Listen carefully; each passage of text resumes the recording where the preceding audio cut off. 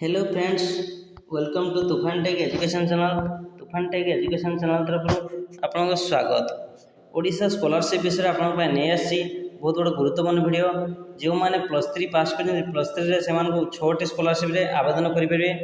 Total से 6टी scholarship आवेदन करेंगे जो मैंने +3 पास कर +3 पिला बहुत बड़ा खुशी खबर। देखो कें स्कॉलरशिप केबठर आवेदन संपूर्ण डिटेल्स जनइबी। जदि आपण मैंने चैनल नुआ चैनल लाइक कमेंट शेयर और सब्सक्राइब करूँ। एपण सांग मान पाक पठे दिंतु जो सांग मैंने कि +3 बर्तमान करेंगे से बहुत बड़ा गुरुत्वपूर्ण अपडेट रही स्कॉलरशिप विषय। देखो 6टी स्कॉलरशिप जो मैंने कि +3 आवेदन कर +3 पढ़ुं से 6टी स्कॉलरशिप आसूँ। 6टा स्कॉलरशिप से फॉर्म आवेदन करेंगे। तो क्या स्कॉलरशिप आसतु देखा। प्रथम आसला गोदावरी विद्यार्थी प्रोत्साहन योजना लैपटॉप डीबीटी। यहाँ मुझे आगुरी कही लैपटॉप डीबीटी प्रति वर्ष बाहर जो पिला +2 रे भल नंबर रखी था मेरिट बेसिस रे से लैपटॉप स्कॉलरशिप पैसा पाए केते टका लेखाएं 30,000 टका लेखा वर्ष को पाती। वर्ष को 30,000 लेखा पिला पाती एवं स्कॉलरशिप 15,000 पिला ये पाइबे। जो मैंने +3 पास कर मेरिट बेसिस मार्क अधिक रखिले से ये पाइबे। तापर आसला नेक्स्ट कौन व्यासकवि फकीरमोहन सेनापति।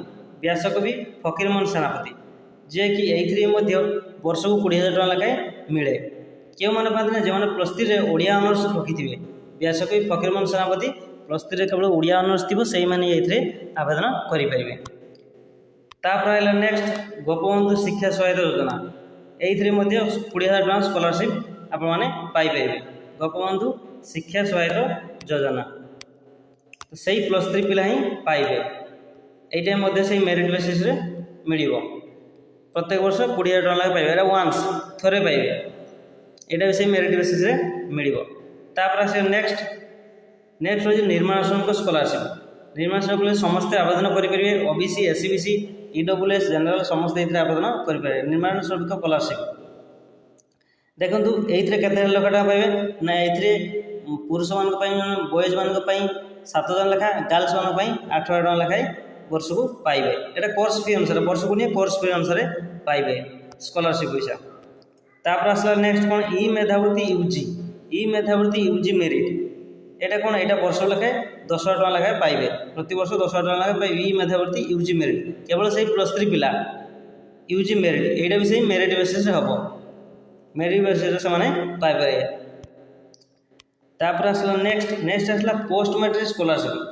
आपण मैंने जानते पोस्ट मैट्रिक स्कॉलरशिप कौन ना पोस्ट मैट्रिक स्कॉलरशिप जहाँकि समस्त पिला आवेदन करेंगे। जो मान 50% एबव थाए लास्ट ईयर एग्जाम रे +2 हो 10 हो लास्ट ईयर एग्जाम रे 50% एबव थाए से आवेदन करेंगे। ये समस्त आवेदन करेंगे। तो ये केते हजार लगा मिले ना मेल फीमेल उभय को 5,000 टका लेखाएं पर ईयर 5,000 टका मिले। 2 वर्ष 10,000 टका मिले।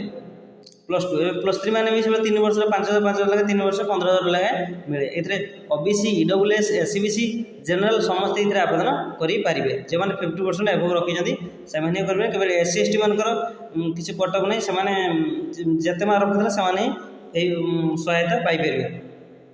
तो ये स्कॉलरशिप देखो 6टी स्कॉलरशिप किए केते अप्लाई करेंगे केवल स्पोर्ट्स मैट्रिक एवं निर्माण श्रमिक स्कॉलरशिप ये 2टा स्कॉलरशिप समस्त आवेदन करेंगे एका सांगे ना पोस्ट मैट्रिक स्कॉलरशिप पकाउं आपने यूजी मेरिट स्कॉलरशिप पाइपर। तेणु से अनुसार आप मेरिट भल रोचे मार्क अधिका अच्छी +2 रे तो आपने यूजी मेरिट कि गोपबंधु सहायता पकई पारे ना आप सब बेस्ट हो पोस्ट मैट्रिक स्कॉलरशिप आवेदन करेंगे। केवल आवेदन तुरंत आवेदन हो अगस्ट लास्ट सप्ताह आप आरंभ स्टार्ट हो। जदि आप वीडियो भल लगे वीडियो को लाइक कमेंट शेयर और सब्सक्राइब करें।